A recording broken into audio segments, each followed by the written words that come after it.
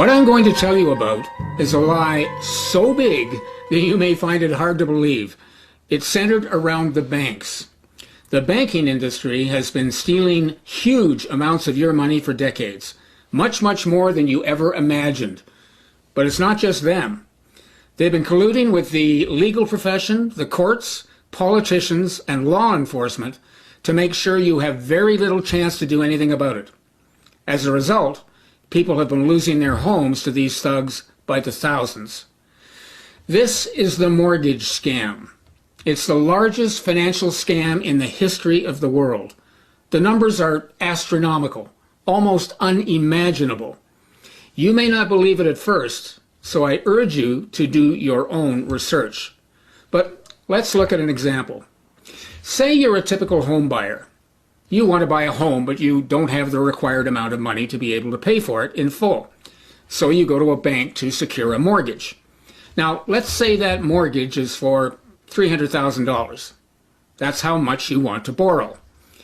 Here's a fact that you need to know up front. Banks don't lend money. They don't actually have any money. Well, not money that they can lend.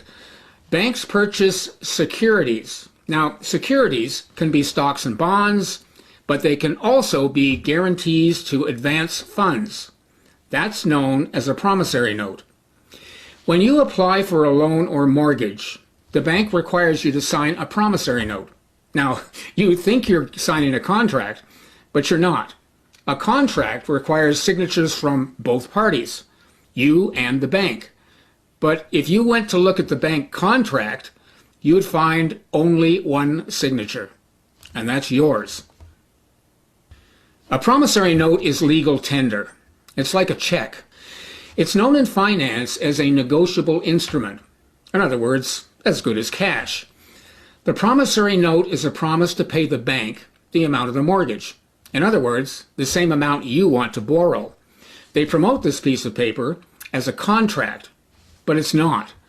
This is contract fraud because they're not disclosing what they're actually doing. They're tricking you. They may also present this promissory note to you as an agreement, which allows them to avoid using the word contract to supposedly lessen their legal liability. But it's just more trickery. Black's Law Dictionary, which is the dictionary used as the basis for today's Admiralty court system, defines an agreement as follows. An agreement, as the courts have said, is nothing more than a manifestation of mutual assent by two or more parties, legally competent persons to one another. An agreement is not enforceable by law, but to even be valid, it must have two signatures, which if you're dealing with a bank mortgage, it never does. More trickery. But it gets much worse. Let's take a step back into the past. Everybody alive today has a financial bond attached to them through their birth certificate. You're not told about this bond. It was created by law in England in 1666, a long time ago. The law has a French name, the Cestui-que-vie Trust Act.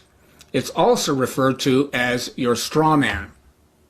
In those days, people would go abroad in ships to discover the New World or otherwise travel for long periods of time away from their homes. In 1666, after the fire of London destroyed the entire city, trusts were set up to protect people's property while they were gone. When they returned, they were required to prove that they were alive in order to reclaim their property through their trust. Over time, this trust evolved to the point that when you're born, up to $1 million is deposited in your trust. And from that point on, it's traded on the stock market as a bond. Now, these bonds grew over time into multi-millions of dollars, and you're the beneficiary. These trusts are also called your straw man because they've created a legal fiction name, the same as your natural name, but while your natural name is in upper and lower case letters, the straw man name is in all capital letters. We call this a legal fiction because it's not actually you, but you're led to believe it is. You'll find this legal fiction name on your driver's license, your utility bills, your speeding tickets, Hey, and when you're called to court. It's how they get you to agree to let them access your trust, which is what they ultimately want, so they can steal your money. Names in all capital letters denote a corporation. That's because banks can't actually sue a living man or woman, just a legal fiction name in capital letters. See how ingenious these folks are? When you get a utility bill with your name in caps, it means they're actually billing your trust. They take that charge out of your trust, but you pay that same utility bill thinking it's you that they're billing. But it's not. They're billing your trust. So they're getting paid twice. They're double dipping. Do some research on the word straw man, and you'll find out the truth in a lot more detail than I'm providing here. Back to the promissory note and the bank. Now, once the bank has the promissory note you signed, they go ahead and they process that payment, taking the money out of your Sestweekavee trust or your strawman account. All banks, credit card companies, the courts, the utility companies have access to the money in your trust or your strawman account. All they need is your name, your social security number, or in Canada, social insurance number, and your signature. The bank pockets this payment and then sets up a separate bank account for you in which they deposit your money. Or they might give you a check, which then you pay to the home seller to complete the purchase. In fact, what they're doing is getting you to pay for your new home with your money from your trust. But of course, they don't tell you that. This is mortgage fraud of the highest degree. In other words, what is sold to you as a mortgage contract is actually a cash swap. You give them the money from your trust, they give it back to you to pay for the house.